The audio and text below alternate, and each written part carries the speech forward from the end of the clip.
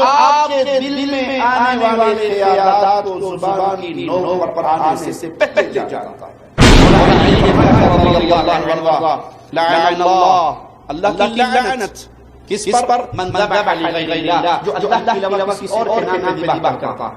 یہ قرآن سے کر دو وجہ ہے، ایک انسان کو وادی شرک میں لے گئے اور ایک ان شیاطین کو راضی کر لیا گیا، ان جنات کو راضی کر لیا گیا جو جنات شرک کرنے کی وجہ سے اس مشرکین کے غلام بنے ہوئے ہیں، اس کے خادم بنے ہوئے ہیں، وہ راضی ہو گئے اور وہ تکلیف انگلی ہٹا لے ہیں۔ آپ کہتے ہیں توحید پرست ہے، ہم جادو اثر نہیں کرتا، جادو جو ہوتا ہی نہیں ہے، اس کا وجود ہی نہیں ہے۔ میں پوچھتا ہوں امام الانبیاء امام کائنات سے بڑھ کر واحد کون ہوگا؟ کیا میرے آقا پہ جادو نہیں ہوا صلی اللہ علیہ وسلم؟ بیماریاں، نظر، جادو، جنات، وجہ کیا ہے؟ اذکار سے دور ہو گئے، دعائیں بھلا دی، وہ آداب نبی بھلا دیے جو پیارے نبی صلی اللہ علیہ وسلم نے سکھائے تھے۔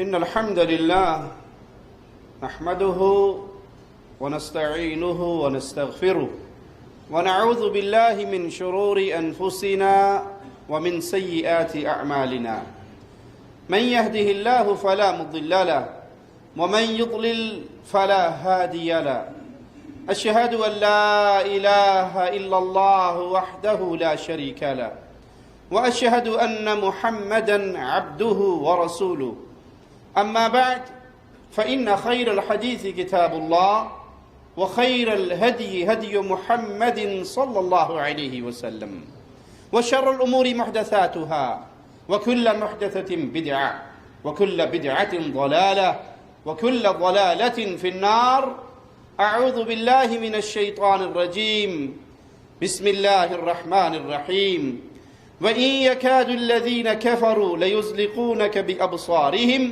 لما سمعوا الذكر ويقولون إنه لمجنون وما هو إلا ذكر للعالمين۔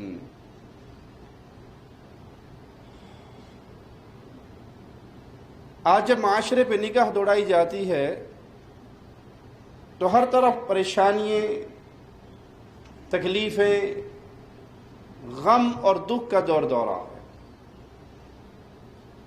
گھروں کو دیکھ لیں، بیماریوں میں پھنسے ہوئے ہیں۔ ہر گھر کے اندر کسی سے حال پوچھ لیں، کہیں جادو کی شکایت ملے گی، کہیں جنات کی شکایت ملے گی، کہیں تعویذ گنڈے کا چکر ملے گا، ہر بندہ ہی دکھی ہے۔ لیکن اس حالت میں بھی ہماری کیفیت افراط و تفریط والی بن چکی ہے۔ معاشرے کا ایک طبقہ وہ ہے جس نے جن جادو کو ہوا بنا کر اپنے اوپر مسلط کر لیا ہے۔ کچھ نہ ہوتے ہوئے بھی وہ بہت کچھ کا شکار ہیں۔ کوئی عامل ان کو دیکھ کر کہہ بھی دے کہ آپ پر کچھ نہیں ہے، کہتے انہوں پتہ نہیں لگا، میں تو بہت بیمار بندہ، اسے پتہ نہیں لگا۔ اپنے اوپر ایک بھوت سوار کیا ہوا ہے، اس نے کچھ کر دیا ہوگا، اس نے کچھ کر دیا ہوگا، اس نے کچھ کھلا دیا ہوگا، اس نے کچھ پلا دیا ہوگا، وہ آیا تھا پھونک مار کے گیا تھا، وہ آیا تھا وہ یوں کر کے گیا تھا۔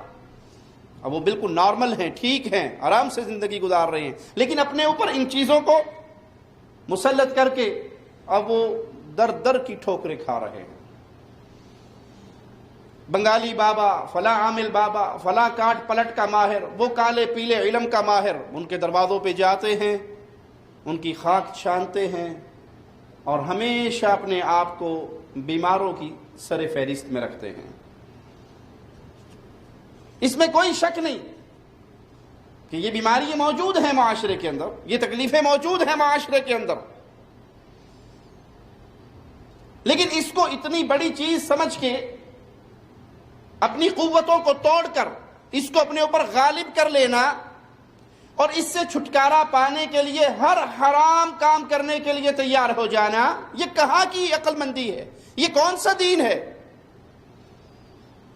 کہ آپ کا رب اور آپ کا اس سے رشتہ اگر وہ قوی ہے، اگر اس کے اندر طاقت ہے،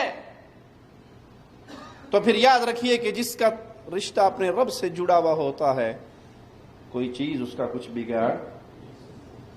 یہ اثر انداز ہوتے ہیں، لیکن بنیادی شرط کیا ہے؟ یہ اثر انداز ہوتے کب ہیں؟ جب اللہ کا اذن ہو۔ اللہ کی اجازت کے بغیر نہ جادو، نہ جنات، نہ شیاطین، ان کا کوئی عمل دخل انسان کی زندگی میں نہیں ہو سکتا۔ لوٹنا اپنے آپ کی طرف ہے کہ ہمارا اللہ سے تعلق کیسا ہے، دعا مانگتے ہوئے ہماری دعا کے اندر قوت کیسی ہے۔ اب تو لوگوں نے سمجھ لیا کہ جب تک کوئی لمبے چلے نہ کیے جائیں، کوئی لمبی پڑھائی نہ کی جائے، دعا قبول ہی نہیں ہوتی۔ کوئی وظیفہ بتاؤ خاص، 2 گھنٹے بیٹھ کے وہ وظیفہ کرے اور پھر دعا قبول ہو۔ میں سمجھانے کے لیے مثال دیتا ہوں۔ رسول اللہ صلی اللہ علیہ وسلم نے اپنے ایک صحابی سے کہا تھا، ان کے ایک علاقے کا ذمہ دار بناتے ہوئے، بھیجتے ہوئے، کہ مظلوم کی بد دعا سے بچنا، اس کے اور عرش کے درمیان کوئی رکاوٹ۔ جو یہ سمجھتے ہیں کہ بغیر چیلوں کے، بغیر وظیفوں کے، بغیر لمبی چوڑی پڑھائی کے، اسم اعظم کے وظیفے کے بغیر دعا قبول نہیں ہوتی، میں سوال کرتا ہوں صرف ذہنوں کے اندر پڑی ہوئی ان الجھنوں کو ہٹانے کے لیے، مظلوم کون سا چلا کرتا ہے کہ اس کی دعا جا کے عرش سے ٹکراتی ہے؟ دعا اصل میں کیفیت کا نام ہے۔ دل کی حضوری، دماغ کی حضوری، زبان کی ساتھ جو الفاظ ادا کیے جائیں، اگر وہ اثر رکھتے ہوں، اگر وہ دل کی گہرائیوں سے نکلے ہوں، تو اگر آپ صرف دعا نہ بھی کریں، یا اللہ، اللہم، یا رب، سچے دل سے کہیں، اللہ وہ ہستی ہے جو آپ کے دل میں آنے والے خیالات کو زبان کی نوک پر آنے سے پہلے جانتا ہے۔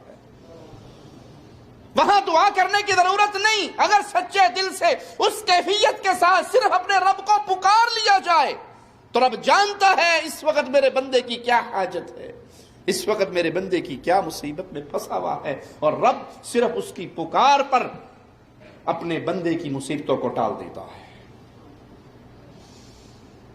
لیکن جن کا ایمان کمزور ہے، اللہ سے تعلق اور رشتہ کمزور ہے، ان کی کیفیت یہ ہے کہ وہ اپنے ہر مسئلے میں، کہیں کاروبار میں تھوڑی سی تنگی ہوئی، ضرور نالر نے وہ طویل کرائے نے، بیٹی کے رشتے 1-2 آ کر کے بندش ہو گئی، لگتا ہے کوئی پکی بندش کروائی ہے، فلانے کو رشتہ نہیں دیا تھا نا وہ۔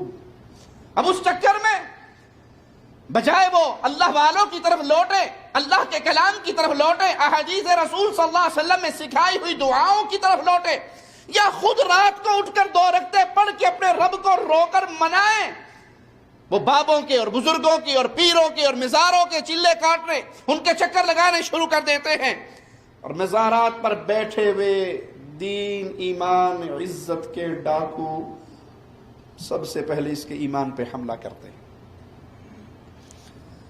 آپ کی بیٹی بیمار ہے، آپ کا بچہ بیمار ہے، آپ کے کاروبار میں بندش ہے، آپ کے رشتوں میں بندش ہے، آپ کے فلاں مسائل ہیں، یہ حل ہوں گے اگر آپ فلاں بابا جی کے مزار پہ حاضری دے کر آؤ گے، فلاں بابا کے مزار پہ چادر چڑھا کر آؤ گے، فلاں قبر پہ جا کے آپ جانور کی نیاز دے کر آؤ گے، فلاں بابا جی کو سلام کر کے آؤ گے۔ جب اللہ سے رشتہ ٹوٹا، مردوں سے رشتہ جڑا، ڈھیریوں پہ آپ گئے، قبروں پہ چادریں چڑھائی، دیے جلائے، جانوروں کی نیازیں دی، معنی یہ کہ ایمان کی دولت سے آپ خالی ہو گئے۔ آپ تو چلے تھے جادو جنات کا علاج کرنے، نسل بد کا علاج کرنے، اور حقیقت یہ ہے کہ آپ ایمان کی دولت سے محروم ہو کے جہنم کے ایندھن بننے والے لوگوں میں شمار ہوگی آپ کا۔ ہاں جی، آپ ٹھیک تو ہو جاتے ہیں وہاں جا کر، اس ٹھیک کے پیچھے بھی کہانی کیا ہے کہ شیطان انسان کو تکلیف دیتا ہے، شیطان کو اتنی قوت ملی ہے، اسی لیے پیارے حبیب علیہ الصلوۃ والسلام نے سکھایا اپنے صحابہ کو، جب اللہ کا کلام پڑھو تو اس سے پہلے کیا کہا کرو؟ اعوذ باللہ من الشیطان الرجیم۔ کیوں؟ تاکہ اس خالق و مالک کی پناہ میں چلے جاؤ، اس مردود سے یہ تمہارا کچھ بگاڑ نہ سکے، اللہ کی پناہ میں آ جاؤ، اللہ کی حفاظت میں آ جاؤ۔ ان مزارات پہ جانے کے بعد عقیدے کی خرابی کی جو شیطانی پلاننگ ہے وہ پوری ہو گئی. شیطان اپنے ہاتھ کو ہٹا لیتا ہے، اس تکلیف کو دینے سے بعد آ جاتا ہے اور انسان سمجھتا ہے کہ فلاں بابا جی کے مزار پہ جو گیڑے مارے تھے نا، اس سے ہمارا مسئلہ ٹھیک ہوا ہے. کچھ پیر و فقیر جو شرک اور کفر کے دھندے چلا کر بیٹھے ہیں، وہ ایسے مریضوں کو حکم کیا دیتے ہیں؟ کالا سیاہ بکرا، وہ آپ کو بابا جی کے مزار پہ لا کے ذبح کرنا پڑے گا. وہ کالا سیاہ بکرا بابے کے نام پہ نہیں ہوتا، کالی دیوی کے نام پہ ہوتا. یہ کالا مرغا کیوں مانگ رہے ہو، یہ کالا بکرا کیوں مانگ رہے ہو؟ اور کچھ کہیں گے جی فلاں قبرستان میں جائیے، ایک بکرا ذبح کر کے رات کو 2 بجے وہاں چھپائیے. اس میں بھی 2 کہانیاں ہیں. ایک تو یہ کہ وہ ذبح کر کے جنات کے لیے پھینکا جاتا ہے، وہ جنات کو راضی کرنے کے لیے ذبح کیا جاتا ہے، اللہ کو راضی کرنے کے لیے نہیں. تو غیر اللہ کے لیے ذبح کرنے پر آپ ویسے ہی اللہ کی لعنت کے حقدار بن گئے. مولا علی نے فرمایا تھا رضی اللہ عنہ وارضا، لعن اللہ کی لعنت کس پر؟ من ذبح لغیر اللہ، جو اللہ کے علاوہ کسی اور کے نام پہ ذبح کرتا ہے. اور اگر دوسری شکل بھی دیکھی جائے، قبرستان سے عشاء کے بعد گزرتے ہوئے بھی کئی بندوں کو حوصلہ نہیں ہوتا، اور جب اسے کہا جاتا ہے کہ رات کو 2 بجے آپ نے کالا بکرا وہاں ذبح کر کے رکھ کے آنا ہے، تو کہتا ہے مولوی صاحب 20,000 کا بکرا ہے، 5,000 اوپر لے لو، یہ کام خود کر لینا، میرے کو نہیں ہوتا، میں راتی 2 بجے اتوں نہیں ٹپ سکتا. تو مولوی نہ بکرا دیتا ہے نہ مرغی دیتا ہے، وہ 25,000 لے کے جیب میں تگڑ مال ہوتا ہے. تو مزارات کے یہ چکر انسان کو وادی شرک میں لے جاتے ہیں. کہیں جنات کے نام پہ ذبح، کہیں قبروں پہ چادریں، کہیں دیکھا نہیں اپنے تعویذ دینے والا بھی تعویذ دے کر آخر میں کیا کہتا ہے؟ 1.25 روپے کا تیل فلاں بابے کی ڈھیری میں ڈالنا نہ بھولنا. یہ کیا ہے؟ غیر اللہ کی نیاز دلوا کر آپ کو وادی شرک میں داخل کیا جا رہا ہے. تو یہ مزارات کے چکر 2 وجہ ہے. ایک تو انسان کو وادی شرک میں لے گئے، اور ایک ان شیاطین کو راضی کر لیا گیا، ان جنات کو راضی کر لیا گیا جو جنات شرک کرنے کی وجہ سے اس مشرک پیر کے غلام بنے ہوئے ہیں، اس کے خادم بنے ہوئے ہیں. وہ راضی ہو گئے اور وہ تکلیف کی انگلی ہٹا لیتے ہیں. جب انسان ان جادوگروں کا شکار ہو کر دنیا میں سب سے قیمتی چیز کیا ہے؟ ایمان کی دولت، اس سے محروم ہو جاتا ہے، تو پھر یہ نہ سمجھیے کہ بریک لگ گئی. شیطان کے چیلوں کی بریک نہیں لگتی.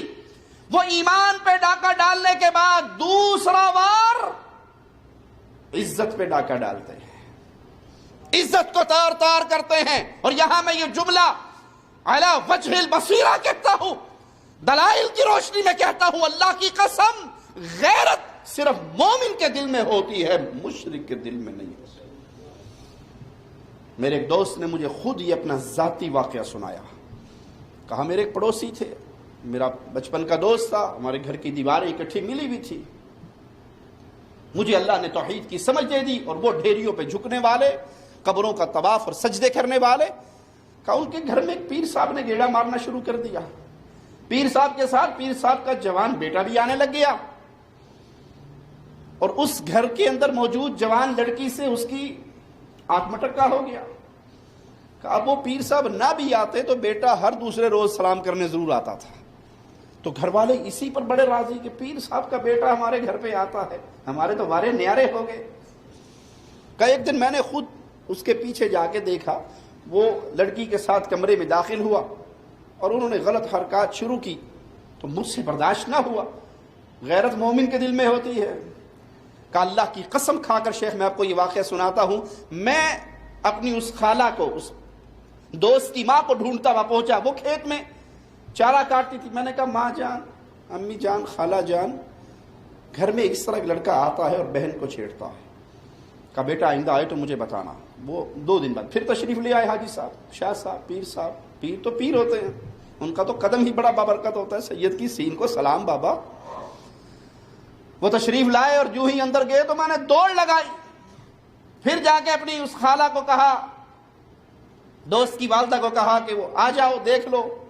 کہا وہ دوڑتی ہوئی آئی اور آ کے اس نے دروازے کے سوراخ میں سے جب دیکھا اور اس لڑکے کو پہچان لیا تو پیچھے ہٹ کر میرے سینے میں دوہتڑ مارے اور کہا تینوں نہیں پتا ہے منڈا کون ہے؟ یہ ہمارے پیر کا بیٹا ہے۔ میں نے کہا خالہ جان بھلے پیر کا بیٹا ہے، کر کیا رہا ہے؟ کہا بے وقوف، اگر اتنی سی بات سے ہمارا پیر راضی ہو گیا تو سب کچھ بن گیا۔ غیرت کے چراغ صرف اہل ایمان کے سینے میں جلتے ہیں، اور جہاں شرک اکبر داخل ہو جاتا ہے غیرتیں مر جاتی ہیں۔ یہ پیر، یہ فقیر، یہ بابے، یہ مزاروں پہ بیٹھے ہوئے ایمان کے ڈاکو اللہ کی قسم کھا کر دلائل کی بنیاد پر، اور ایک دلیل نہیں دلائل کے پہاڑ ہے میرے پاس، کہہ سکتا ہوں کہ یہ عزتوں کو تار تار کرتے ہیں۔ ان مزارات میں جو کچھ ہوتا ہے اس کے جو ویڈیو ثبوت میرے سامنے میرے پاس موجود ہے، وہ بے حیائی کے ایسے مناظر ہیں، اللہ کی قسم مجھے اپنی زبان سے وہ جملے ادا کرتے ہوئے شرم آتی ہے، وہ کلپ دکھاتے ہوئے حیا آتی ہے کہ کہیں کوئی میری بہن، کوئی بیٹی اس سی ڈی کو دیکھے گی تو اس کے اوپر کیا گزرے گا۔ لیکن اہل شرک وادی شرک میں داخل ہو کر غیرت سے ایسے ہاتھ دھو بیٹھتے ہیں کہ پھر ان کے لیے عزت لٹانا کوئی بڑی بات نہیں ہوتی۔ یہ چند دن پہلے ہی ایک پیر کا کلپ آپ میں سے کئی لوگوں نے دیکھا بھی ہوگا، وہ خبیث، وہ مجرم، اس کے سامنے دنیا موجود ہے، ڈھول کی تھاپ بھی چل رہی ہے، قوالیاں بھی چل رہی ہیں، اور پیر صاحب،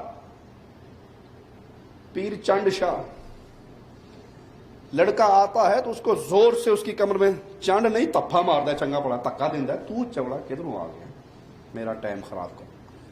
اور جو ہی لڑکی آتی ہے، عورت آتی ہے، اللہ کی قسم یہ ہنسنے کا مقام نہیں، یہ خون کے آنسو بہانے کا مقام ہے۔ کیا یہ کلمہ گو عورتیں نہیں ہیں؟ کیا ان کے خامد نہیں ہیں؟ کیا ان کا باپ، بھائی، بیٹا نہیں ہے؟ کیا یہ رسول کریم صلی اللہ علیہ وسلم کے امتی ہونے کے دعوے دار نہیں ہیں؟ یہ مجرم اس کو اپنی باہوں میں لیتا ہے اور 2 منٹ جتنی اس کے حسن کی کوالٹی ہوتی ہے اتنا ہی اس کو ٹائم دیتا ہے، اور اس کے سامنے اس کا مرید ایک تھال کے اندر کوئی پھول کی پتیاں لے کے بیٹھا ہے اور وہ اس کو لیتا ہے، کچھ پڑھ کے اس کے منہ پہ پھیر دیتا ہے، اس کو اپنے قدموں میں جھکاتا ہے، اور جتنی دیر وہ اس کے گود میں سر رکھ کے پڑی رہتی ہے اس کو نہیں اٹھاتا، اس کو تھپڑ نہیں مارتا، اس کو دھکا نہیں دیتا، بلکہ بڑی محبت سے اس کی کمر پہ ہاتھ پھیرتا رہتا ہے کہ جتنی دیر تو رہے گی میرا تو یہی کام ہے۔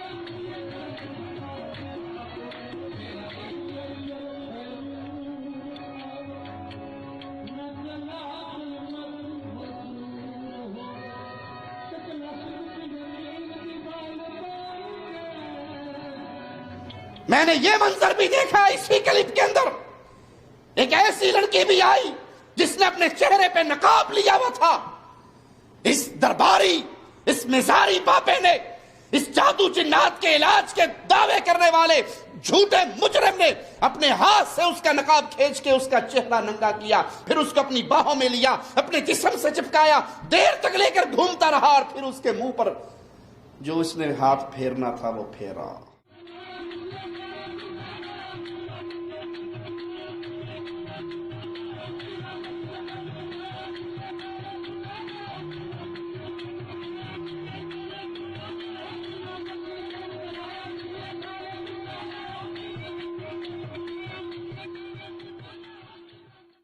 ایک ایسی عورت بھی آئی جس کے خامد نے یا دیوس بھائی نے خود اس کو پیر صاحب کے سامنے پیش کیا، اور پیر صاحب اس کے منہ، اس کی چھاتی سے لے کے اس کے پیٹ تک ہاتھ پھیرتے ہیں۔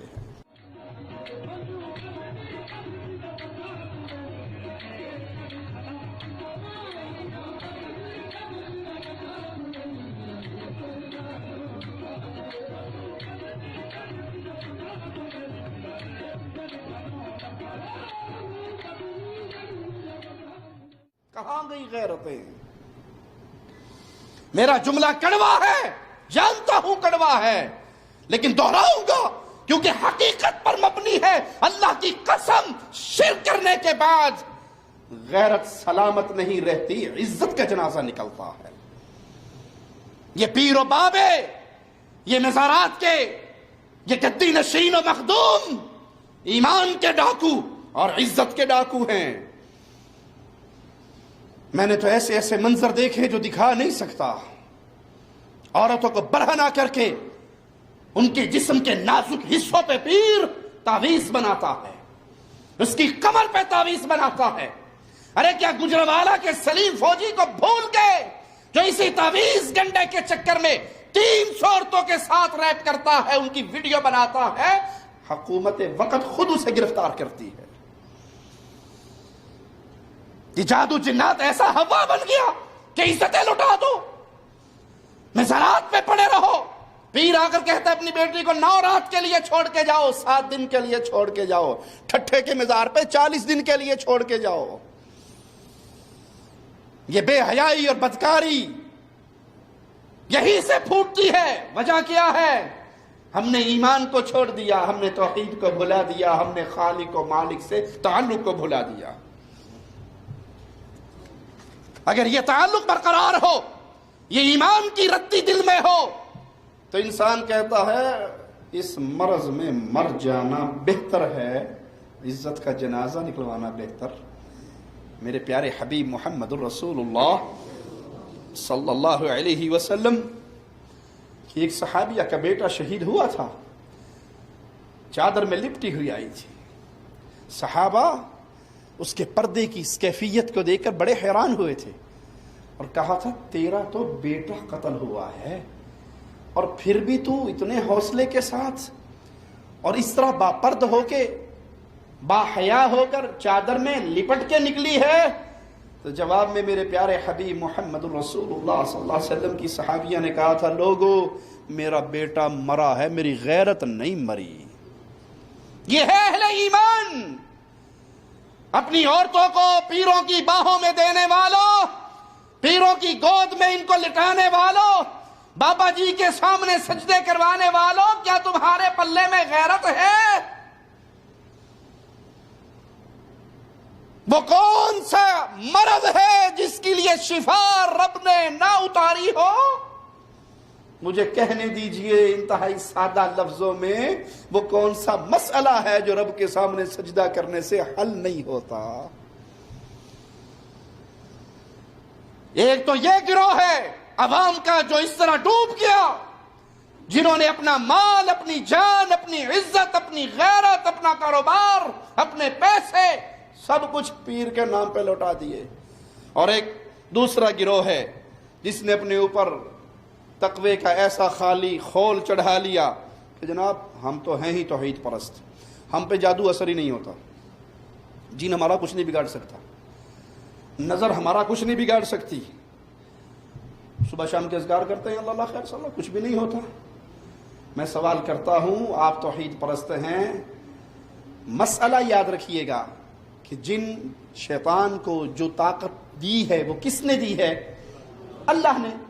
وہ اثر دکھاتا ہے، اس کا اثر کس کے حکم سے اور کس کی اجازت سے ہوتا ہے؟ اللہ کی اجازت کے بغیر کوئی کچھ نہیں کر۔ یہ بنیاد ہے، یہ عقیدہ ہے، یہ توحید ہے۔ لیکن بطور آزمائش اللہ نے اس کو طاقت دی، اسی لیے رسول اللہ صلی اللہ علیہ وسلم کہتے ہیں اعوذ باللہ من الشیطان الرجیم، اور پھر اس کے بعد کلام الہی کی تلاوت کرتے ہیں۔ آپ کہتے ہیں ہم توحید پرست ہیں، ہم پہ جادو اثر نہیں کرتا، جادو کچھ ہوتا ہی نہیں ہے، اس کا وجود ہی نہیں ہے۔ میں پوچھتا ہوں امام الانبیاء، امام کائنات سے بڑھ کر موحد کون ہوگا؟ کیا میرے آقا پہ جادو نہیں ہوا؟ صلی اللہ علیہ وسلم. کیا صحابہ پر نہیں ہوا؟ صحابہ سے بڑھ کر ایمان امتیوں میں کس کا ہو سکتا ہے؟ کیا صحابہ کو نظر نہیں لگی؟ کیا ان کے اندر یہ تکلیفیں نہیں آئیں؟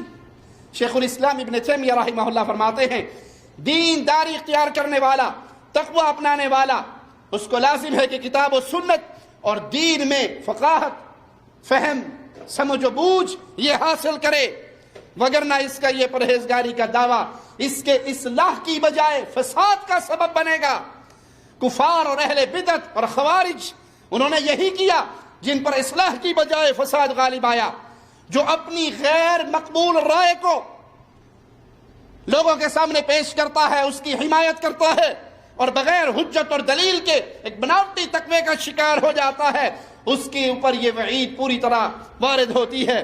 آئیے سنن ابی داؤد میں پیارے نبی صلی اللہ علیہ وسلم کا ایک فرمان سنتے ہیں. حدیث نمبر 5117 ہے. سیدنا عبداللہ ابن مسعود رضی اللہ عنہ وارضا روایت فرماتے ہیں کہ رسول اللہ صلی اللہ علیہ وسلم نے فرمایا من نصر قومہ علی غیر الحق فہو کالبعیر.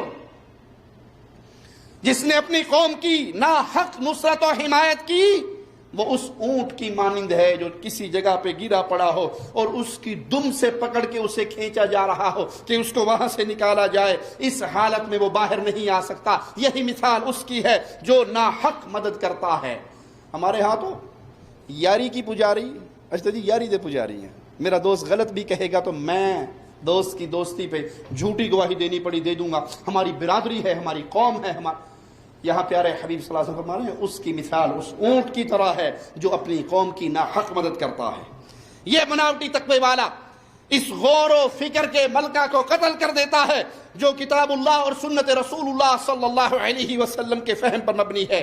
امام شوکانی رحمہ اللہ فرماتے ہیں آدمی کے انصاف پسند ہونے کی تکمیل تب ہوتی ہے جب وہ ہر فن کو اہل فن سے لے، ہر فن کو اہل فن سے حاصل کرے، خواہ وہ کوئی بھی ہو، لیکن جو فن لینا ہے وہ اہل فن سے لیا جائے. جب علم نہ اہل سے لے گا اور اپنی بات کو راجح قرار دے گا، یا جو اہل فن نہیں ہے ان سے بات لے گا، جو اہل علم سے روگردانی کرے گا، تو پھر وہ حق اور باطل کی آمیزش کا شکار ہوگا اور ایسے اقوالات اور ترجیحات کو بیان کرے گا جو پختگی سے بہت دور ہے. آج ہماری اکثریت اللہ کے ذکر سے غافل ہو گئی، اسی لیے شیاطین کا زور چلنا شروع ہو گیا. گھر گھر میں تکلیف، گھر گھر میں بیماری، گھر گھر کے اندر مصیبتیں. کیوں؟ ہم نے اللہ کا ذکر کرنا چھوڑ دیا. ہم جتنے بیٹھے ہیں اپنے دل میں غور کرے اور سوچے ہم میں سے کون سا بندہ ہے جو گھر میں داخل ہونے سے پہلے داخلے کی دعا پڑھتا ہے. پڑھتا تو دور کی بات ہے، اسے یاد ہی ہو. کون سا بندہ ہے جو اپنے اہل کے پاس جاتے ہوئے، اپنی بیوی کے پاس جاتے ہوئے وہ دعا پڑھ کے جاتا ہے؟ ہماری مثال وہ بن چکی ہے. شیخ جبلان حافظہ اللہ کا میں ایک درس سن رہا تو انہوں نے ایک نوجوان کا واقعہ سنایا کہ اس کی شادی کا وقت آیا تو دوستوں نے کہا کہ وہ دعا یاد کر لے پہلے دن والی. اس نے کہا اچھا. اور ہمارے ہاں عام تصور ہے کہ بس وہ پہلے دن کی دعا ہے، حالانکہ وہ ہر وقت جب بھی اہل کے پاس جاؤ، زوجہ کے پاس جاؤ تو اللہم جنبنا الشیطان وجنبنا الشیطان ما رزقتنا، یہ دعا پڑھ لو. اس بیچارے نے رٹا رٹا لگایا، پڑھ لی، یاد کر لی، بالکل مطمئن کہ مجھے یاد ہو گئی ہے. اور جب این ٹائم آیا، وہ دعا کون سی تھی؟ وہ دعا ہی بھول گیا. ادھر ٹائم موقع ادھر دعا نہیں یاد آ رہی. سوچتا ہے، ذہن دوڑاتا ہے، بالکل فیل ہو گیا کہ یاد نہیں آتی. انہوں نے کہا سبحان الذی سخر لنا ھذا وما كنا له مقرنین. یہ بھی گڈی ہے، چل گڈی والی دعا پڑھ کے گزارا کرتا ہے. یہاں تو کیفیت دعاؤں کی یہ ہے، نہ کھانے کے پہلے دعا، نہ کھانے کے بعد دعا، نہ گھر میں داخل ہوتے ہوئے دعا، نہ گھر سے نکلتے ہوئے دعا، نہ بیگم کے پاس جاتے ہوئے دعا. ہے دعا؟ نہیں. اور حدیث کیا کہتی ہے؟ جب انسان گھر میں داخل ہوتا ہے دعا نہیں پڑھتا، شیطان کہتا ہے کہ آ جاؤ، ڈیرا یہیں پہ لگے گا، یہ اکیلا نہیں، ہم بھی یہیں پہ سوئیں گے. اور وہ کھانا کھاتے ہوئے بسم اللہ نہیں پڑھتا تو پھر کہتا ہے گھر بھی ملا، روٹی ٹکر کا بھی بندوبست ہو گیا. اور جب وہ اپنے اہل کے پاس جاتے ہوئے دعا نہیں پڑھتا، وہ کہتا روٹی ٹکر تک معاملہ نہیں تھا، یہ مسئلہ بھی حل ہو گیا۔ شریک ہوتا ہے اس عمل میں، جن حصہ ڈالتا ہے، شیطان حصہ ڈالتا ہے، ابلیس کی ذریت حصہ ڈالتی ہے۔ پیارے نبی صلی اللہ علیہ وسلم کا فرمان ہے، مسلمانوں کی اکثریت اللہ کے ذکر سے غافل ہوئی، صبح شام کے اذکار سے غافل ہوئی، تو نتیجہ یہ نکلا کہ شیاطین کی قوتیں انسانوں پر غالب آنے لگ گئی اور لوگ نظر بد کا شکار ہونے لگے۔ نظر کا لگ جانا برحق ہے، نظر لگتی ہے۔ یہاں محمد بن عبد الوہاب رحمہ اللہ شیخ الاسلام کے دور سے پہلے کا واقعہ ہے۔ ایک بستی تھی جس کا ایک بہت بڑا پیر صاحب تھا، اس پیر کا ایک مزرعہ تھا کھجوروں کا۔ ایک بدو کی نظر بڑی شدید تھی، تھا عربی لیکن بڑی سخت نظر، خبیث نظر والا انسان۔ وہ جس کو دیکھتا تھا اس کا کام ہو جاتا تھا۔ اس بدو کو لگی بھوک، اسے پتا نہیں تھا کہ یہ مزرعہ پیر صاحب کا ہے۔ وہ کھجور پہ چڑھا اور جا کے ڈوکے توڑ کے کھانے لگ گیا۔ پیٹ تو بھروں گا۔ لوگ دوڑتے ہوئے آئے کہ تجھے نہیں پتا یہ تو پیر صاحب کا مزرعہ ہے، فلاں بابا جی کا۔ اس نے کہا جس کا بھی ہے، ابھی میں پیٹ بھرے بغیر نیچے نہیں آ سکتا، تمہیں زیادہ مسئلہ ہے، پیر کو بلاؤ۔ پیر صاحب آ گئے۔ اس نے کہا میں تیرا بیڑا غرق کر دوں گا۔ اس نے کہا مقابلہ بعد میں ہوگا، پہلے مجھے پیٹ بھر کے کھا لینے دے، پھر مقابلہ کریں گے۔ پیٹ بھر کے اس نے کھائی، نیچے اترا۔ اس نے کہا ہاں جی۔ اس نے کہا تو نے میری کھجوریں کیوں کھائی؟ کہا تجھے اپنے فن پہ اتنا ہی کمال ہے تو ذرا کھجور پہ چڑھ کے دکھا۔ اس بدو کی نظر بڑی ظالم تھی۔ وہ پیر صاحب تھوڑا سا چڑھے، نے کہا باپ بھی بڑا جاندہ ہوئے ہیں، بڑا چڑھنا ہے۔ جب کسی چیز پر تعجب کے ساتھ اس کا ذکر کیا جائے اور اللہ کا نام نہ لیا جائے تو شیاطین فوراً، وہ پیر صاحب آدھی کھجور سے نیچے گرے اور منڈی ٹوٹ گئی۔ گاؤں والے نے کہا یہ چھوٹا پیر تھا، یہ پیرانے پیر ہے۔ اس بدو کو اپنا پیر بنا لیا، وہ بستی کا سردار بن گیا۔ اور یہاں معاملہ کیا ہے، کمال کیا ہے؟ نظر کا۔ یہ بھی چند دن پہلے اردو نیوز کے اندر ایک واقعہ، یہاں سعودیہ کا واقعہ چھپا ہے۔ ایک آدمی کی شادی ہوئی، اس نے ہفتے بعد ہی ہنی مون مناتے مناتے بیوی کو طلاق دے دی۔ جو کچھ اس کو دیا تھا اس سے کچھ نہیں لیا اور وہ سارا کچھ دے کے جان چھڑا لی۔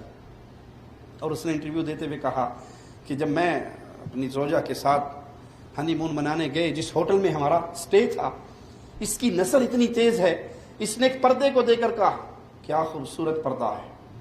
کہتا تھوڑی دیر میں وہ پردہ سٹینڈ سمیت نیچے پڑا، ٹوٹ چکا تھا۔ کہ آئینہ دیکھا کمرے میں لگا ہوا، کہتا بڑا خوبصورت شیشہ ہے۔ شیشہ صاحب تھلے جا کے چورا چور ہو گئے۔ کہ جس چیز کو یہ تعجب سے، میں نے 5-6 دن میں اندازہ لگایا کہ جس چیز کو یہ تعجب کی نظر سے دیکھتی اس کا بیڑا غرق ہو جاتا۔ تو کہا میں نے یہ سوچا کہ یہ تعجب سے اگر دیکھے تو اس کی نظر کے اندر اتنی ہلاکت ہے، اگر یہ غصے سے دیکھے گی تو بندہ ہی مار دے گی۔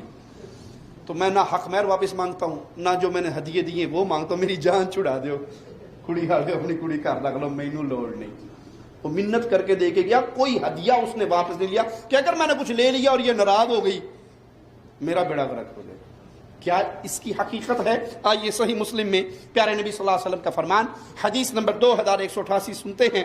پیارے نبی صلی اللہ علیہ وسلم نے فرمایا العین حق، نظر حق ہے، برحق ہے یہ بات۔ وَلَوْ كَانَ شَيْءٌ سَابِقَ الْقَدْرِ لَسَبَقَتْهُ الْعَيْنُ، اور اگر کوئی چیز تقدیر پہ سبقت لے جانے والی ہوتی تو نظر ہوتی۔ ایک حدیث میں پیارے حبیب علیہ الصلوۃ والسلام کا فرمان ہے نظر بد جوان اونٹ کو ہنڈیا میں پہنچا دیتی ہے اور آدمی کو قبر میں پہنچا دیتی ہے۔ یہ نظر برحق ہے، اس سے انکار نہیں۔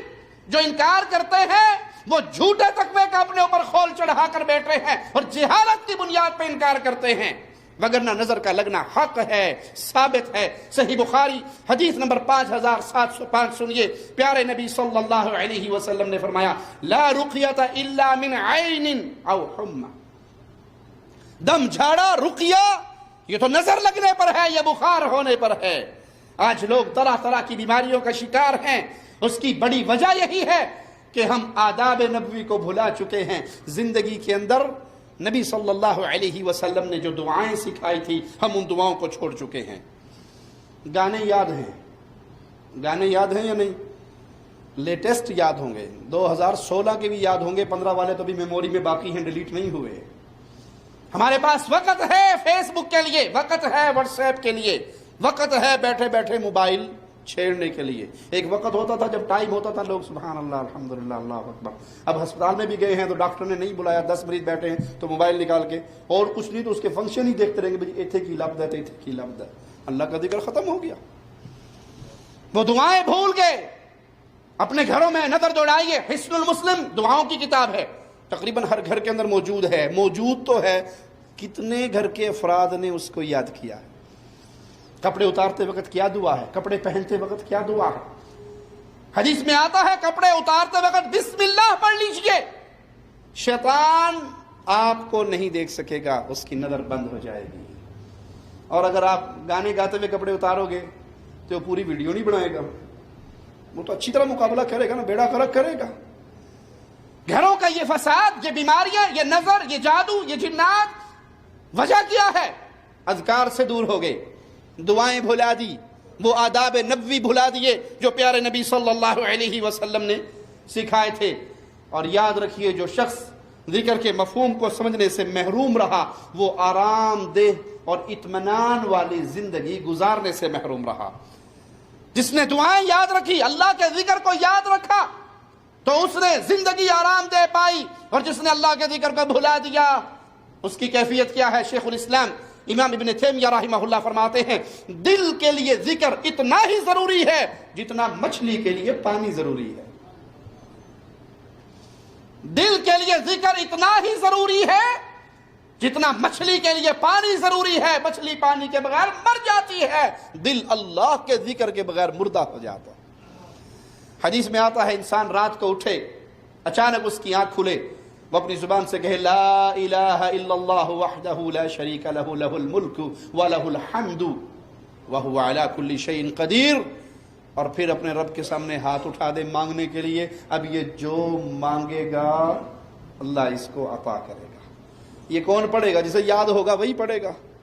اور ہماری حالت کیا ہوتی ہے؟ اٹھتے ہی سب سے پہلے آنکھ کھل بھی جائے تو موبائل آن کرتے ہیں کہ واٹس ایپ پر نیا میسج تو نہیں کسی کا آیا۔ جب انسان یوں اللہ کے ذکر سے غافل ہوگا تو اسی طرح تسلط ہوگا شیاطین کا۔ فضیل بن عیاض رحمہ اللہ فرماتے ہیں ہمیں یہ روایت پہنچی ہے، اللہ مالک فرماتا ہے اے میرے بندے، ذرا غور سے سنیے گا، اے میرے بندے تو فجر کے بعد تھوڑی دیر مجھے، کچھ وقت مجھے یاد کر لے، اور اسی طرح عصر کے بعد مجھے یاد کر لے۔ میرا ذکر فجر کے بعد کر لے اور میرا ذکر عصر کے بعد کر لے، اس کے درمیان کا جتنا وقت ہے میں تجھے کافی رہوں گا۔ اور جس کو اللہ کافی رہے گا اس کا کوئی کچھ بگاڑ سکے گا؟ شرط کیا ہے؟ فجر پڑھیے، الا من رحم ربی۔ آج تو فجر پڑھنے والے ہی نظر نہیں آتے۔ مغرب کی نماز میں مسجد میں 3 صفیں ہوتی ہیں اور فجر پہ ایک امام صاحب، ایک مؤذن صاحب، ایک خادم اور 4-5 محلے کے بڈھے بابے چیٹی داڑھی والے۔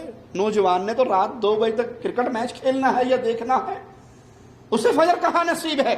فجر کی نماز ادا کیجئے، خالی فجر کی نماز جماعت سے ادا کر لینا اتنا بڑا حصار ہے کہ جو بندہ فجر جماعت سے پڑھتا ہے وہ اللہ کی امان میں چلا جاتا ہے۔ اور جو فجر کے بعد بیٹھ جاتا ہے اللہ کا ذکر کرتا ہے۔ اب دیکھیے سعودی عرب میں رہنے والے اکثر لوگ آپ کو سوال کرتے نظر آئیں گے، او جی حج کمپنیاں جو ہیں 4000 ریال 5000 ریال مانگ رہی ہیں، ہم تو بڑے غریب بندے ہیں، دل تو بڑا چاہتا ہے کہ نفلی حج بار بار کریں، لیکن اتنے پیسے؟ اللہ کے نبی صلی اللہ علیہ وسلم نے فرمایا جو فجر کی نماز پڑھ کے بیٹھ جائے، اللہ کا ذکر کرتا رہے یہاں تک کہ سورج طلوع ہو جائے اور وہ 2 رکعت نماز پڑھ لے، اللہ اس کو حج اور عمرے کا ثواب او کما قال علیہ الصلوۃ والسلام عطا فرما دیتا۔ فجر کے بعد اللہ کو یاد کیجئے، اسی طرح عصر کے بعد، سورج غروب ہونے سے پہلے عصر کے بعد اللہ کا ذکر کیجئے، شام کے اذکار کیجئے، کیونکہ سورج غروب ہوتے ہی ابلیس کی ذریت کھلتی ہے اور اپنا شر پھیلانے کے لیے، اپنے کاروائی کرنے کے لیے پہنچتی ہے۔ اس سورج کے غروب ہونے سے پہلے، ذریت کے باہر نکلنے سے پہلے اگر آپ اللہ کا ذکر کر لیتے ہیں تو نتیجہ کیا نکلے گا؟ آپ ایک ایسے قلعے میں داخل ہو گئے کہ اب شیطان اور ابلیس کی ذریت آپ کا کچھ نہیں بگاڑ سکتی۔ سیدنا ابو درداء رضی اللہ عنہ وارضاہ فرماتے ہیں ہر چیز کو پالش کیا جاتا ہے، ہر چیز کو پالش کیا جاتا ہے اور دل کی پالش اللہ کا ذکر ہے۔ سیدنا معاذ بن جبل رضی اللہ عنہ وارضہ فرماتے ہیں اہل جنت کو جنت میں کسی بات پر اتنا افسوس نہیں ہوگا سوائے دنیا کی زندگی میں گزاری ہوئی ان گھڑیوں کے افسوس کے جو انہوں نے اللہ کے ذکر کے بغیر گزاری ہوگی۔ اہل جنت جنت میں ہیں، وہاں کوئی دکھ نہیں، کوئی غم نہیں، لیکن وہاں بھی انہیں یہ افسوس رہے گا کہ ہم نے وہ وقت جو اللہ کے ذکر کے بغیر گزارا تھا، اگر وہاں بھی ہم سبحان اللہ، الحمدللہ، لا الہ الا اللہ، اللہ اکبر، لا حول ولا قوت الا باللہ یہ پڑھ لیتے تو ہمیں آج جنت کے اندر وہ جو اونچے چمکتے ہوئے منازل ہمیں نظر آتی ہے، ہم بھی وہاں پر ہوتے۔ گویا صبح شام کے اذکار ایک قلعہ ہے جس میں مومن داخل ہو جاتا ہے اور امن و امان میں آ جاتا ہے۔ آئیے شریعت محمدیہ ہمیں کیا درس دیتی ہے علاج کے حوالے سے، پیارے نبی صلی اللہ علیہ وسلم کا فرمان کیا ہے، اللہ کے نبی علیہ الصلوۃ والسلام ہمیں طریقے کیا سکھاتے ہیں، پیارے نبی کا فرمان سنتے ہیں۔ ابن ماجہ حدیث نمبر 3452، پیارے حبیب علیہ الصلوۃ والسلام کا فرمان، علیکم بشفاء، دو چیزوں سے شفا پکڑو، دو چیزیں تمہارے لیے باعث شفا بنا دی گئی ہیں، القرآن والعسل، قرآن کریم اور شہد۔ قرآن سے اپنا علاج کیجئے۔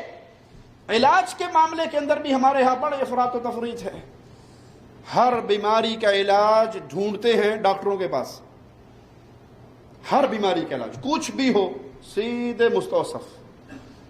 یہ قرآن بھی اللہ نے شفا بنایا ہے، کبھی اس کی طرف بھی لوٹیے۔ اور ایک حدیث میں ہے اپنے مریضوں کا علاج کیجئے قرآن کے ساتھ اور صدقے کے ساتھ، صدقہ بیماریوں کو ڈالتا ہے۔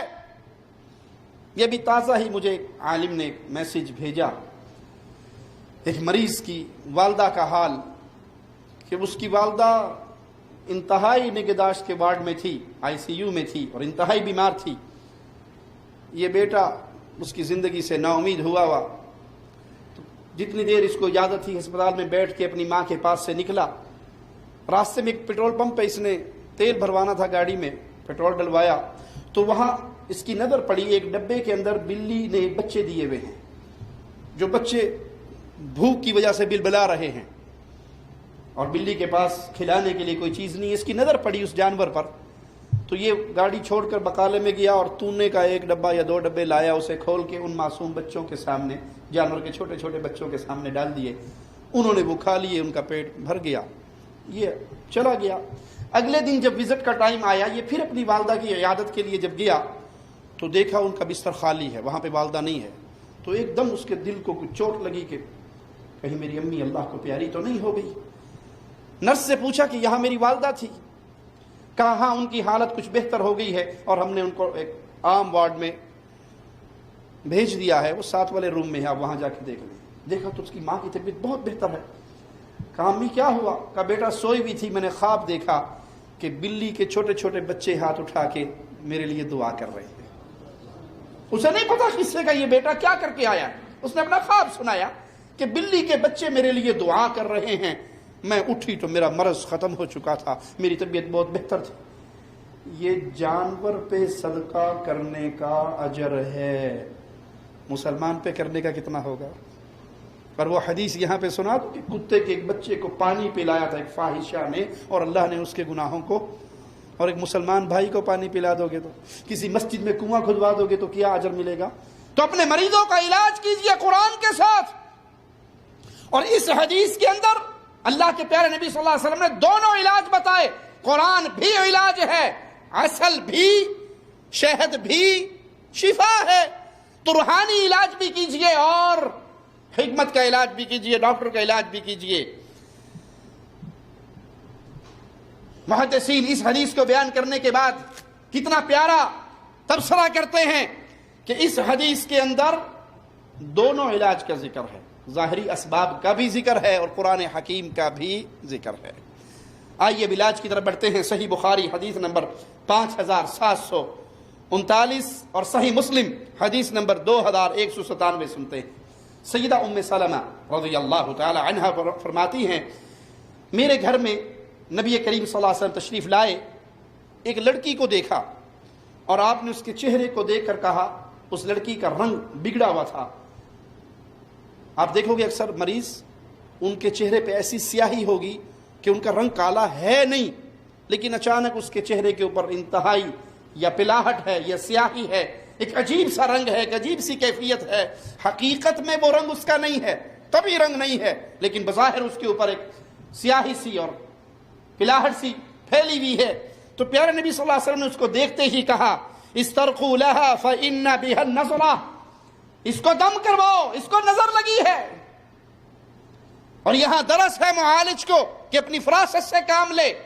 مریض کو دیکھتا ہے تو وہ پہچان لیتا ہے اللہ کے دیے ہوئے اس علم کی وجہ سے، قرآن حکیم کے نور کی وجہ سے، کہ اس کو بظاہر کوئی تکلیف ہے.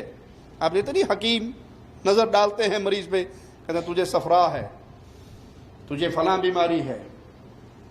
ایک حکیم صاحب ہیں ہمارے، اللہ ان پہ رحمت فرمائے، حکیم منصور، پاکستان کے بہت بڑے حکیم ہیں.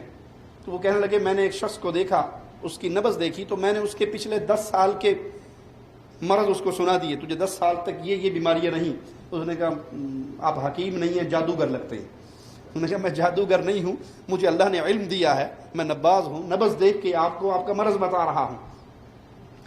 تو عمل کرنے والا، دم کرنے والا وہ مریض کو دیکھتا ہے، اس کی ظاہری کیفیت بھی بعض دفعہ اس کو بتا دیتی ہے اس کو کیا بیماری ہے. پیارے نبی صلی اللہ علیہ وسلم نے اس لڑکی کو دیکھا، اس کا بگڑا ہوا چہرہ، اس کا بگڑا ہوا رنگ دیکھا، آپ نے کہا اسے نظر لگی ہے، اسے دم کرواؤ. تو دم کرنے والے کو بھی یہاں پر درس ہے کہ کوئی مریض آئے تو پہلی ہی ملاقات میں سوٹا نہیں اٹھا لینا چاہیے. دم کرنے والوں نے سوٹے رکھے نا جنات کو مارنے کے لیے. ہمارے ہاں تو بڑے عجیب و غریب ذریعہ علاج ہے، طریقہ علاج ہے، کیونکہ سنت سے غافل ہیں. ایک مریض کو دیکھا، پیر صاحب نے اس کو الٹا لٹکایا ہوا ہے، الٹا لٹکا کے اس کی پٹائی ہو رہی ہے. اسلام میں، مذہب میں تو ایسا کوئی طریقہ کار نہیں ہے جن نکالنے کا. ہماری پولیس کا کیا موقف ہے، کیا کر رہی ہے پولیس؟ جی ابھی یہ میرے نوٹس میں آئی ہے یہ بات، تو اگرچہ کوئی فارمل کمپلینٹ تو نہیں ہمارے پاس آئی، but I sent local police to verify the incident and if it is found true definitely we will proceed as per law and will take necessary legal action in this regard. Bukhari صاحب آپ کہہ رہے ہیں کہ ابھی اس کی تصدیق نہیں ہو سکی، ہم تو اس کے مناظر اس وقت بھی دکھا رہے ہیں اور یہ تو کچھ دن پہلے کے مناظر ہیں، تو اس کا مطلب ہے کہ یہ کام چل رہا ہے اور جو متعلقہ علاقے کی پولیس ہے وہ بالکل بے خبر ہے. میں یہی عرض کر رہا ہوں کہ ہمارے پاس کوئی فارمل کمپلینٹ نہیں تھی آج تک.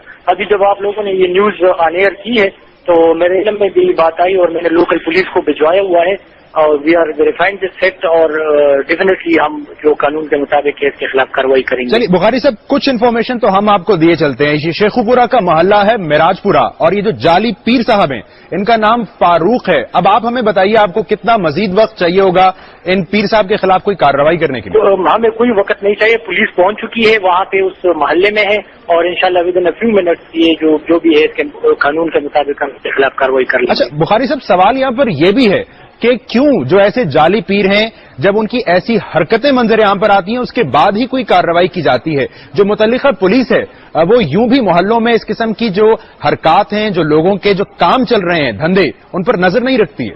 وہ آپ کی بات اس حد تک صحیح ہے کہ اس میں پبلک کا بھی قصور ہے کہ وہ خود ان لوگوں کے پاس جاتی ہے، کیونکہ وہ کمپلشن تو نہیں کرتی، لوگ خود ان کے پاس چلی جاتی ہے. پھر پولیس کی یہ پرابلم ہوتی ہے کہ ان کے کوئی فارمل کمپلینٹ نہیں ہوتا جو کمپلینٹ لاج کر کے ان کے خلاف کوئی ایکشن لے. بٹ ایون دن جہاں بھی ہمارے علم میں ایسی بات آتی ہے تو ہم کارروائی کرتے ہیں. اور بخاری صاحب لیکن ہم اس وقت جس پیر کی بات کر رہے ہیں یہ کوئی جی. چار دیواری میں نہیں بیٹھا ہے، یہ تو ایک میدان میں اس نے ایک میلہ لگایا ہوا ہے، اس کے پاس لوگ علاج کے لیے آ رہے ہیں، وہ بانسوں سے لوگوں کو الٹا لٹکا رہا ہے، کھلے میدان میں یہ کام چل رہا ہے. تو پولیس کے کسی کوئی اہلکار نے، کسی حکام نے دیکھا تک نہیں اس کو؟ جی جب ہمارے علم میں یہ بات آئی ہے لوکل پولیس گئی ہے اور آپ دیکھیں گے انشاءاللہ جلدی ان کے خلاف ایکشن لیا جائے گا اور ہم اس کو کورٹ میں پیش کر کے جو بھی قانونی کارروائی بنتی ہے کر لیں گے. کسی کو دیکھا وہ ظالم بچوں کے، بڑوں کے پیٹوں کے اوپر پاؤں سے پاؤں رکھتا ہوا جا رہا ہے. ہمارے عبدالواحد بھائی کے علاقے کا ایک پیر اسلم ہے انڈیا کا، اس کو دیکھا وہ جیتے جی بندے کے پیٹ میں چھری مار کے اندر سے کچھ کاٹ کے نکال لیتا، کہتے اتنے طبیعت تیرے اندر تیری ساس نے رکھے سر میں کاٹ دیتے ہیں.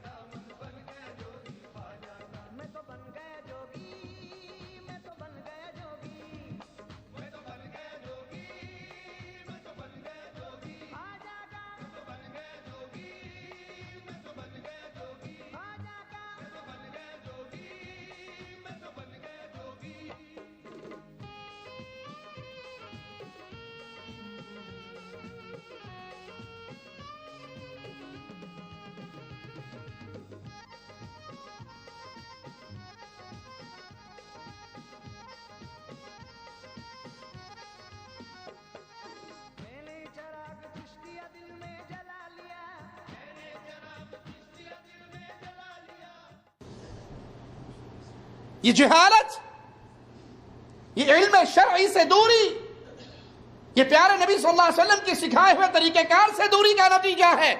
آپ علیہ الصلوۃ والسلام، آئیے دیکھتے ہیں آپ کے پاس جو مریض لائے گئے آپ نے ان پر کیسے دم کیا، کیسے ان کا علاج کیا۔ مسند احمد میں سیدنا عبداللہ ابن عباس رضی اللہ عنہما سے روایت ہے، بیان فرماتے ہیں ایک عورت اپنا بیٹا اٹھائے ہوئے لے کر آئی اور عرض کی، اے اللہ کے رسول صلی اللہ علیہ وسلم، میرے اس بیٹے کو آسیب ہے، اے اللہ کے نبی صبح شام وہ اس کو بہت تنگ کرتا ہے۔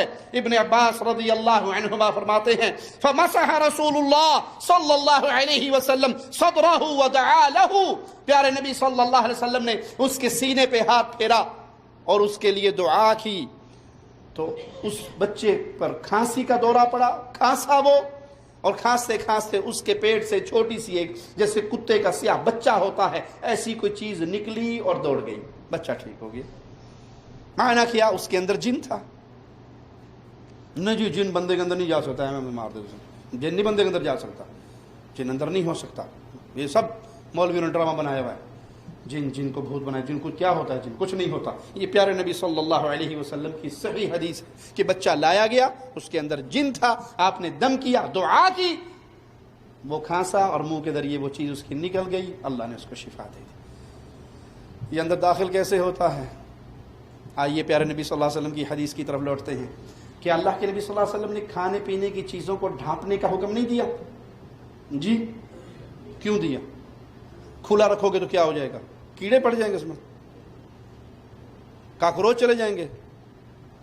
کھلا رہے گا تو شیطان اپنا اثر ڈالے گا، زہریلی چیز بھی جا سکتی ہے، چھپکلی بھی گر سکتی ہے، کوئی اور مسئلہ بھی ہو سکتا ہے، لیکن شیطان بھی، اسی لیے حکم ہے کہ بسم اللہ پڑھ کے چیزوں کو ڈھانپ دو، کھانے پینے کی چیزوں کو کھلا نہ چھوڑو، اپنے گھر کا دروازہ بسم اللہ پڑھ کے بند کر دو، شیطان نہیں کھول سکے گا۔ کھانے پینے کی چیز کو بسم اللہ پڑھ کے ڈھانپ دو، اب وہ اس کے اندر اپنا اثر نہیں ڈال سکے گا۔ کھانے پینے کی چیزوں کو جب کھاؤ تو اپنا کھانا پورا صاف اچھے طریقے سے، پیپسی دے 2 گھونٹ نہ چھڑیا کرو، ورنہ اس کے اندر شیطان آپ کے اثر کے ذریعے اپنا اثر دکھا جائے گا۔ سلسلہ احادیث صحیحہ میں حدیث نمبر 3256 ہے، سنیے، پیارے نبی صلی اللہ علیہ وسلم کے پاس ایک بچہ لایا گیا جس کو یہی تکلیف تھی، آسیب زدہ تھا۔ آپ صلی اللہ علیہ وسلم فرمایا اسے میرے قریب کر دو اور اس کی کمر کو دوسری طرف کر دو، بچے کو میرے قریب کرو، اس کا چہرہ ادھر کر دو، کمر میرے قریب کر دو۔ تو اللہ کے نبی صلی اللہ علیہ وسلم نے اوپر اور نیچے سے اس کے دامن کو پکڑ لیا اور اس کی کمر پہ ہاتھ مارتے ہوئے کہا اخسع عدو اللہ اخرج عدو اللہ، اے اللہ کے دشمن ذلیل ہو اور یہاں سے دفع ہو جائے، اس بچے کو چھوڑ دے، اس سے نکل جائے۔ کیا معنی؟ اس کے اندر جن موجود ہے۔ آپ اس بچے کو تو نعوذ باللہ اللہ کا دشمن نہیں کہہ رہے، وہ اللہ کا دشمن ذریت ہے شیطان ابلیس کی جو اس کے اندر موجود ہے، اور آپ اسے کہہ رہے ہیں اے اللہ کے دشمن باہر نکل۔ تو جب انسان کسی مریض پہ دم کرے، قرآن پاک کی آیات پڑھے، تو یہ الفاظ بھی کہہ دے اخرج عدو اللہ، اللہ کے دشمن باہر نکل، تو اللہ کی رحمت سے ان جملوں کے کہنے سے وہ دشمن ضائع ہو جائے گا اور نکل جائے گا۔ مسند احمد میں حدیث نمبر 17599 اور سلسلہ احادیث صحیحہ میں حدیث نمبر 1002 سیدنا اسامہ بن زید رضی اللہ عنہما بیان کرتے ہیں، میں نے رسول اللہ صلی اللہ علیہ وسلم کے ساتھ حج کیا، حج کے لیے روانہ ہوا، روحا کی وادی میں جب میں پہنچا، ایک عورت اپنا بچہ اٹھا کے لائی اور کہا اے اللہ کے نبی صلی اللہ علیہ وسلم، جب سے میں نے اس کو جنا ہے یہ ہوش میں نہیں آتا، یہ بچہ بے ہوش ہے۔ پیارے نبی صلی اللہ علیہ وسلم نے اسے کہا یہ بچہ مجھے دے دو۔ اس عورت سے وہ بچہ لے لیا، پھر اپنے سینے کے قریب کیا اور اپنا لعاب مبارک، اپنا لعاب اس کے اندر تھوک اس کے منہ میں ڈال دیا، اور پھر فرمایا اخرج یا عدو اللہ انا رسول اللہ صلی اللہ علیہ وسلم، اللہ کے دشمن باہر نکل، میں اللہ کا رسول ہوں، میں تجھے یہ حکم دے رہا ہوں اس بچے کو چھوڑ دے اور باہر نکل، میں اللہ کا رسول ہوں، اللہ کے دشمن باہر نکل۔ اور یہ کہہ کر وہ بچہ اس کو لوٹا دیا اور کہا اب اس بچے کو دوبارہ انشاءاللہ تکلیف نہیں ہوگی۔ امام احمد ابن حنبل رحمہ اللہ کے بارے میں آتا ہے کہ کوئی شخص بیمار ہوتا، اللہ کے بڑے ولی، بڑے نیک، اللہ کے لیے بڑی ماریں کھائی، زندگی کے بڑے سال جیلوں میں گزارے، تو وہ صرف اپنی جوتی بیچ دیتے اور کہتے وہ مریض کے جا کر دو لگانا، وہ جو لگائی جاتی ہے اس وقت وہ اصل میں مریض کو مارنا مقصود نہیں ہوتا، اس کے اندر جو شیطانی قوت ہے اس کو مارنا. تو وہ امام احمد بن حنبل رحمہ اللہ کی چوتی جانے سے وہ شیطان اور جن نکل کے بھاگ جاتا. امام صاحب رحمہ اللہ فوت ہو گئے. ان کے بعد پھر کسی نے امام صاحب والا نسخہ استعمال کرنے کی کوشش کی تو اس نے بھی اپنی جوتی بھیج دی، فلاں بندہ مریض ہے تو جاؤ جو جوتیاں لگاؤ. اس کو جوتی لگائی، اس نے کہا جوتی والے کو جا کر پیغام دے کہ وہ احمد ابن حنبل تھے رحمہ اللہ، تو آپ ٹر کے بھی آ جائے میں تا بھی نہیں جانتا، تو لالا ٹیل جڑا لانا ہے. وہ امام صاحب تھے، وہ ان کا تقویٰ تھا، وہ ان کی اللہ سے ایک تعلق تھا. اور یہاں ایک مسئلہ اور بھی ثابت ہوا پیارے نبی صلی اللہ علیہ وسلم کی احادیث سے کہ جن انسان کے اندر داخل ہوتا ہے، جو انکار کرتا ہے جادو کا، جنات کا، کہ کچھ نہیں ہوتا، تو یہ احادیث. اب وہ جو عورت آئی تھی وہ پیش کر رہی تھی اپنے بچے کو، وہ صحابہ جن بچوں کو لے کر آئے تھے کیا وہ کون تھے؟ نبی کے دور کے نہیں تھے صلی اللہ علیہ وسلم. تو یہ جن اور جادو برحق ہے، نظر بد برحق ہے، لیکن علاج اس کا شریعت محمدیہ کے مطابق کیا جائے گا. علاج اس کا اہل شرک کے پیروں فقیر اور بابوں سے نہیں کروایا جائے گا. سیدنا عبداللہ ابن مسعود رضی اللہ عنہ کے پاس ایک بے ہوش آدمی کو لایا گیا.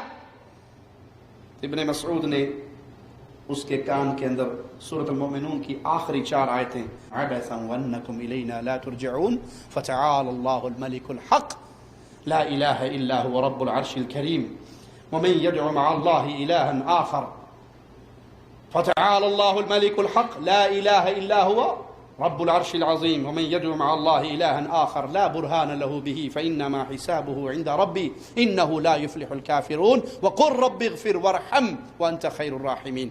یہ 4 آیتیں سورۃ مومنون کی آخری 4 آیتیں ابن مسعود نے اس کے کان میں پڑھی. بندہ ٹھیک ہو گیا، اٹھ کے بیٹھ گیا. تو آپ نے پوچھا کہ تو نے کیا پڑھا تھا؟ کہ اللہ کے نبی صلی اللہ علیہ وسلم میں نے یہ 4 آیتیں پڑھی تھی. آپ نے فرمایا لو ان رجل مؤمنا قرأ بها على جبل، اگر کوئی توفیق جس کو اللہ عطا کر دے اہل ایمان میں سے کوئی بندہ اللہ پر بھروسہ کرتے ہوئے توکل کرتے ہوئے اس کو پہاڑ پہ بھی پڑھ دے، اللہ اس کو بھی ہٹا دے گا. ان کو یاد کیجئے، اپنے مریضوں کو دم کیجئے. وہ جادو کا مریض ہو، وہ جنات کا مریض ہو، اس کے کان کے اندر مستقل ان آیات کو پڑھتے رہیں، وہ شیطانی قوت دفع ہو جائے گی.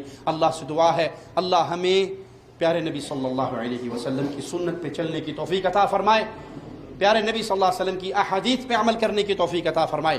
کوئی تکلیف، کوئی غم، کوئی بیماری، کوئی مصیبت آئے، اس غم اور بیماری کو اپنے اوپر ایسے مسلط نہ کر لیں کہ انسان اللہ کی یاد سے غافل ہو جائے، اللہ کی دی ہوئی شریعت سے غافل ہو جائے، اللہ کے بھیجے ہوئے قانون سے غافل ہو جائے اور وہ حرام طریقے پہ چلتے ہوئے علاج کروانا شروع کر دے. حرام چیزوں سے علاج کرنا منع ہے، حرام طریقے سے علاج کرنا منع ہے. شراب کو بطور علاج کو استعمال کرے گا تو شریعت محمدیہ اجازت نہیں دیتی. سور کے گوشت کو بطور علاج کوئی سمجھے کہ اس کے اندر فلانی بیماری کا علاج آ گیا ہے تو حرام چیز سے علاج نہیں ہو سکتا. اسی طرح شرک کرنا، مزارات کے چکر لگانا، وہاں پہ سجدے، طواف، رکوع، نظر، نیاز، یہ حرام ہے. اس حرام کو بھی ذریعہ علاج نہیں بنایا جائے گا. علاج کہاں ہے؟ اللہ کے کلام میں ہے اور محمد الرسول اللہ صلی اللہ علیہ وسلم کے فرمان میں ہے. اللہ ہمیں ان شریعت کی چمکتی ہوئی نورانی باتوں پر عمل کی توفیق عطا فرمائے اور اپنے گھر کا علاج، اپنے گھر والوں کا علاج کرنے کی توفیق عطا فرمائے. اللہ اپنی رحمت سے ہمارے اوپر آئی ہوئی ان بیماریوں کو، ان مصیبتوں کو، ان تکلیفوں کو جو ضرور ہمارے گناہوں کی وجہ سے ہی آئی ہیں، اللہ اپنی رحمت سے ان کو دور فرما دے، اللہ اپنے فضل سے ان کو دور فرما دے. اللہ بیماروں کو شفائے کاملہ عاجلہ عطا فرما. اے اللہ بیماروں کو شفائے کاملہ عاجلہ عطا فرما. اے اللہ جن کے گھروں پر جادو، جنات، شیاطین کا اثر ہے، اللہ تو رب ہے، انسانوں کا بھی رب ہے، جنات کا بھی رب ہے. اے اللہ یہ شیاطین تیری ہی مخلوق ہے. مولا تو اہل ایمان کے گھروں میں سکون کا نزول فرما دے، ان کو شفا سے نواز دے. اے اللہ ہمارے گھروں کو محمدی رنگ میں رنگ دے، ہمارے گھروں کے اندر آواز گونجے تیرے کلام کی، تیرے پیارے نبی صلی اللہ علیہ وسلم کی سکھائی ہوئی دعاؤں کی. اقول قولی ھذا واستغفر اللہ لی ولکم ولسائر المسلمین فاستغفروہ انہ هو الغفور الرحیم.